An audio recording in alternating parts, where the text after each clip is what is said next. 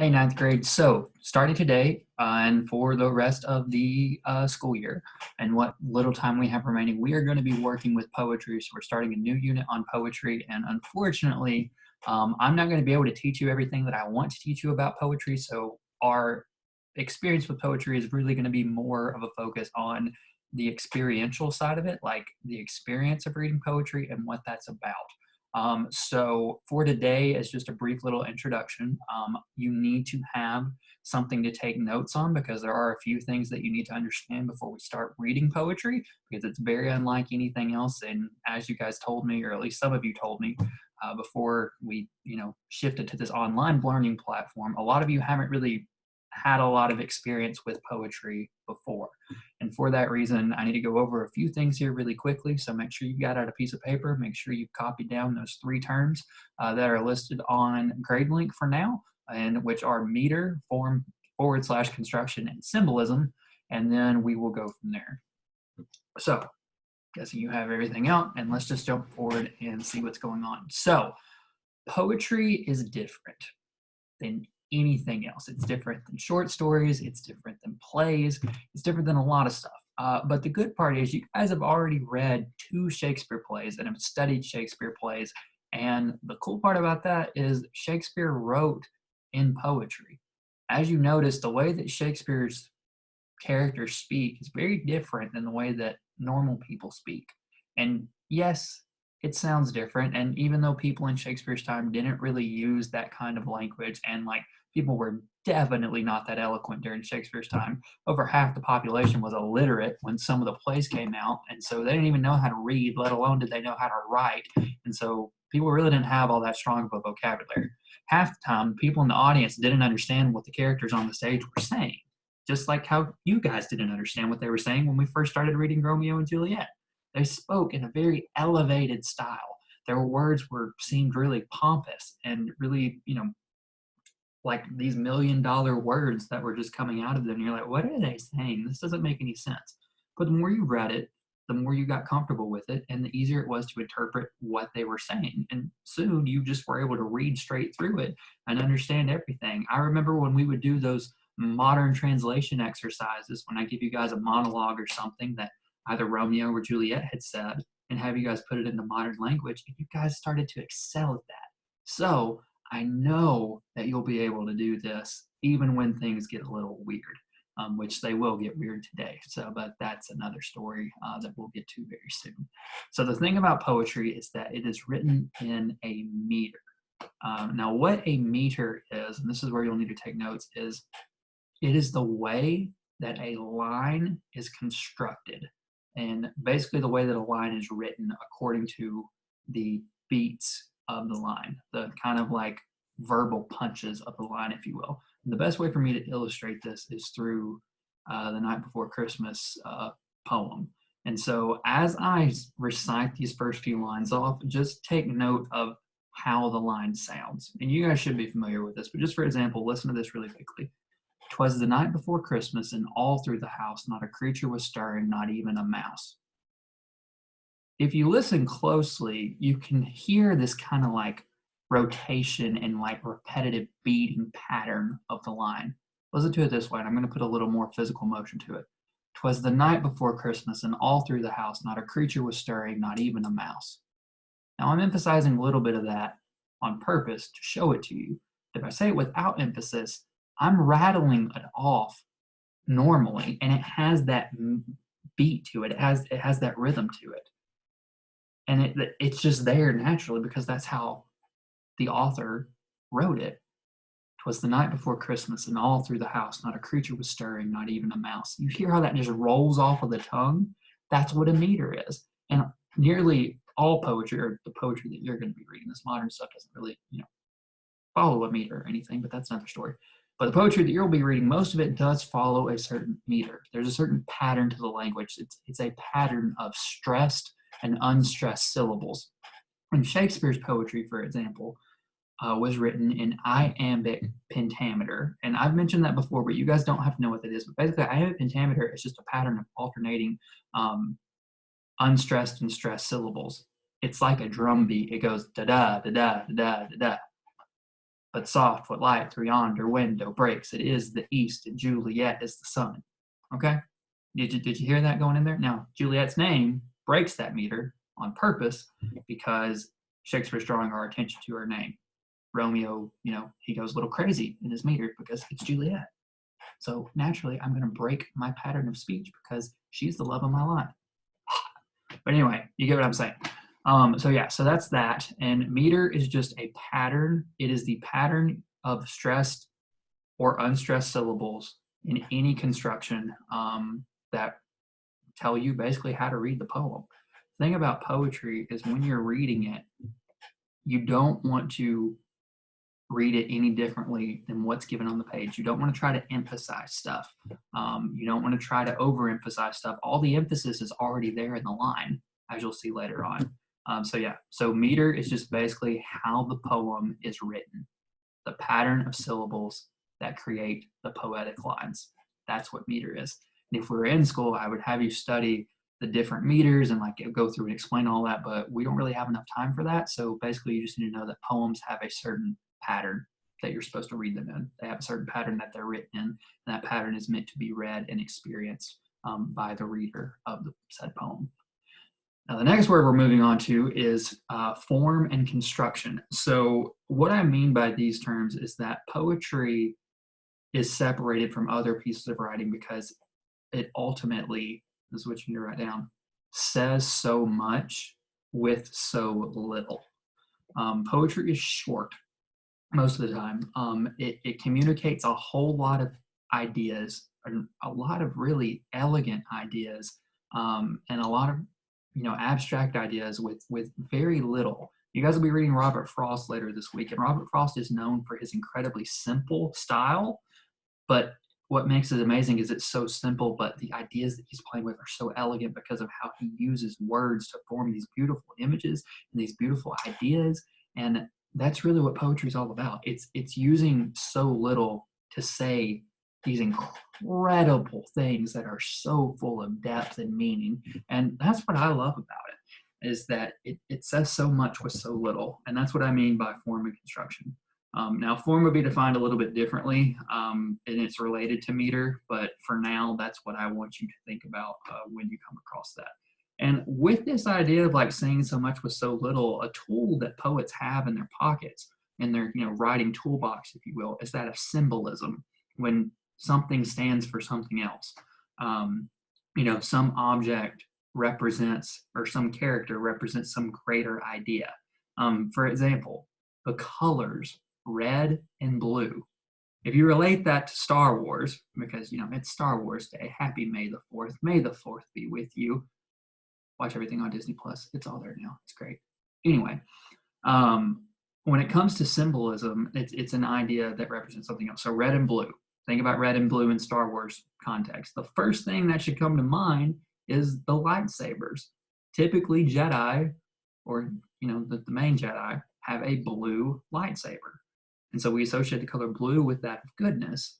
And that's a natural thing. That's not something that man created. That's something that's always been there. And red has always been associated with passion and anger and evil. But it's also the color of life at the same time, and the redeeming blood of Christ. And so, red and blue, they can mean a lot of things. Blue can also mean depression or sadness. I mean, that's the color of the character in Inside Out. She's blue, but blue is a good thing. And so you see there's multiple meanings for these different colors. And so that's one way that poets use symbolism, is through colors. They can also use it through a lot of different objects, as you will see as we move forward. And so that's really what I wanted to get into first, is that meter is the way that a line is constructed. Form and construction refers to saying so much with so little, just in a general term. And then symbolism is using something to represent a larger idea, whether that's a color or an object or a character. And the easiest way to remember that is the red and blue lightsabers mean, evil and good. Blue and red, good and evil. And so that's just what that means and how that works. But today, just as an introduction to all of this, because you're probably thinking Mr. Marsh, poetry, it's hard. It's not going to make a whole lot of sense. And let me tell you, the poem you're going to read today, It doesn't make any sense at all. And that's exactly why you're reading it. So if you will allow me to, I would like to give you my rendition of the poem that you are studying today. And now this is to tell you that it may not make a whole lot of sense at first, but I know that you guys understand language enough to at least try to interpret this thing. So if you allow me, here is Lewis Carroll's Jabberwocky. 'Twas brillig, and the slithy toves did gyre and gimble in the wave. All mimsy were the borogoves, and the mome rats outgrabe. Beware the Jabberwock, my son, the jaws that bite, the claws that catch. Beware the Jubjub bird, and shun the frumious Bandersnatch. He took his vorpal sword in hand. Long time the manxome foe he sought. So rested he by the tum-tum tree, and stood a while in thought. And as in uffish thought he stood, the Jabberwock, with eyes of flame, came whiffling through the tulgey wood, and burbled as it came. 1, 2, 1, 2, and through, the vorpal blade went snicker-snack. He left it dead, and with its head he went galumphing back. And hast thou slain the Jabberwock? Oh, come to mine arms, my beamish boy. Oh, frabjous day, callooh, callay. He chortled in his joy. 'Twas brillig, and the slithy toves did gyre and gimble in the wabe. All mimsy were the borogoves, and the mome rats outgrabe.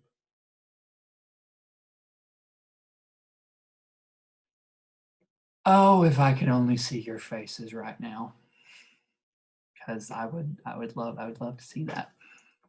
So that was Jabberwocky by Lewis Carroll as it appears in the sequel to the original Alice in Wonderland book, Through the Looking Glass, and What Alice Found There. So now what you need to do in your very confused state is you are going to read the Jabberwocky poem yourself on Actively Learn. You have very little to do with it. There are a few notes through there, but you guys need to read through it and just to have some more experience with it. After you get done finishing that assignment and answering the stuff that's there, I have included a link to the Muppet Show's version of the poem when they actually performed it back a long time ago when the Muppets were just a TV show before they had the movies and everything else that they've been a part of.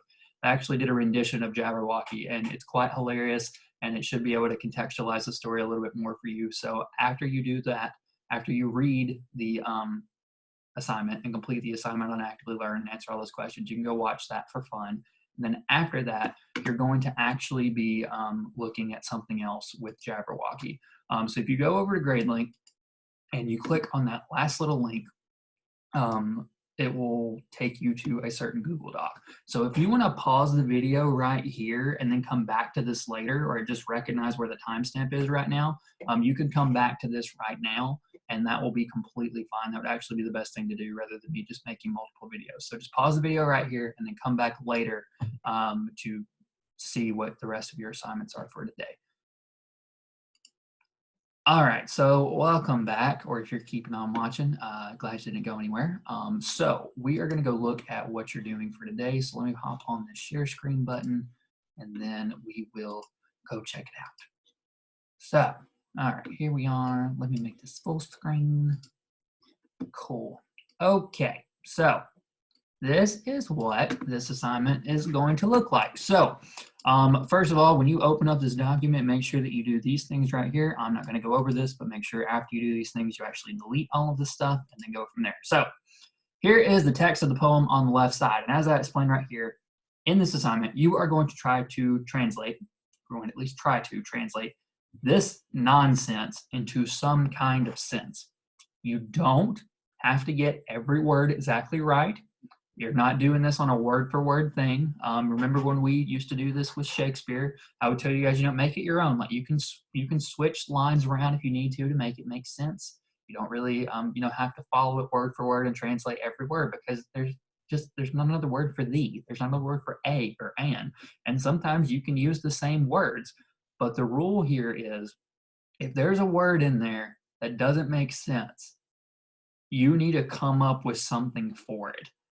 So I've given you a brief little example here on what you're going to need to do for this. So this first opening stanza, a stanza is a section of a poem. So if you want to add that to your notes, the word stanza are the separate sections of a poem, like the paragraphs of a poem. That's what a stanza is. S-T-A-N-Z-A. It's probably a good word to remember for later. I'll add that on the grade link. So this says, "'Twas brillig, and the slithy toves did gyre and gimble in the wabe." That's the first sentence. That's the first full sentence that we have. As it says, "'Twas brillig." Now you've heard the word "'twas" before. You've read that in Shakespeare and also in "'Twas the Night Before Christmas." So if you think about it, "'twas" typically denotes some kind of time. So this is saying it was brillig. And so we can just get from this that this is some specific time. We don't know what time it is, but it's some particular time, and we know that much. So basically all Carol's doing here is saying it's sometime in the day. And I think it sounds like it's sometime later in the day. So I've just written, it was sometime in the day, probably later. And that's all I did there. And the slithy toves. Now, I know what a slithy tove is, and I actually know what brillig means because I've studied the mess out of this poem before, and I've looked into all the research that's been done on it and all the, the stuff that Lewis Carroll provided on it. It's one of my favorites just because it's crazy, but I love what it says, and the deeper meaning behind it. So it was sometime in the day, probably later, and slithy toves. I don't know you don't know what a slithy tove is, but I said that they're slimy creatures. Slithy sounds like slimy, so maybe he paired that up with another word, and he did. And so throughout the poem, you're going to find these words that are called portmanteaus. Portmanteaus, Portmanteau, I believe, a portmanteau, and that's taking two words and putting them together to make a new word. And they're very common throughout in our language. So you can look that up on your own if you want to. But basically, slithy toves. Now you know that slithy has to be an adjective. It ends in Y, which means that toves has to be a noun. So a slithy tove is probably some kind of creature. So I said, these slimy creatures. All right, gyre and gimble. Now gyre sounds like a gyroscope, and that's a thing that spins. And so I'm like, well, they're spinning maybe. Gimble, I don't know, they're spinning and they're crawling and or they're running. Gimble, I don't know what that means. And so, but I know that gyre means spin. So I'll be like, these slimy creatures were spinning and running in the wabe. I don't know what a wabe is, but in is a preposition, and prepositional phrases always have a noun at the end of them. So they're doing this in something or somewhere, but maybe they're spinning and running in something. And then we get this other thing about all mimsy were the borogoves and the mome rats outgrave. Now I don't know what a borogove is or a mome rat, but so I've just written these other critters were mimsy. These other critters were spazzing out. That's what mimsy sounds like. And outgrave, that sounds like outrage. So these rat things, whatever they are, and I said rat instead of wrath because it just sounds like rat. These rat things were defiant, probably. So I have written, it was sometime in the day, probably later, and these slimy creatures were spinning and running in something. These other critters were spazzing out, and these rat things were defiant, probably. And that's all I've written. And so that's what you need to do. You need to use your knowledge of grammar because you can make this make sense. You know that after reading all of this on Actively Learned, you know that there's a story to this. It doesn't always make sense because of the words that's used, but you know that there's some kind of story happening here. And so just tell that story here. And for this one in particular, if you want to keep these particular words like Jabberwock and Jub and Bandersnatch, you can, or you can change them. If you can't come up with something else, that's perfectly okay. But all of these other words, I want you to change. The only words that you can keep in place are Jabberwock, Jub, Bandersnatch, and Tum Tum, because those are words that refer to the world behind the looking glass that Carroll actually came up with himself. So these bold words, you do not have to come up with a different word for them. But other than that, that is what you're doing for today. So I know that's a lot, but we're going to get through quite a lot of things with this poetry unit. And so I'm really looking forward to what you guys have to say. I would love to hear your reactions to it. So if you want to drop your reactions to the poem after you heard me say it, or just your reactions to the poem in general, if you want to drop those reactions in the group chat and the hangout for the class, I would love that, because I just want to know what you're thinking about it, and then we'll have a deeper discussion on the poem later, and maybe we might have a Zoom call later this week and just talk about it and dive into it some more. So I know that's a lot, but I'm really looking forward to you guys having a great experience with this, and so just see what you can do. If you need help, let me know, and I'll be there for you in any way that I can at a distance. So, all right. Peace out, guys. Have a great time with Lewis Carroll's Jabberwocky.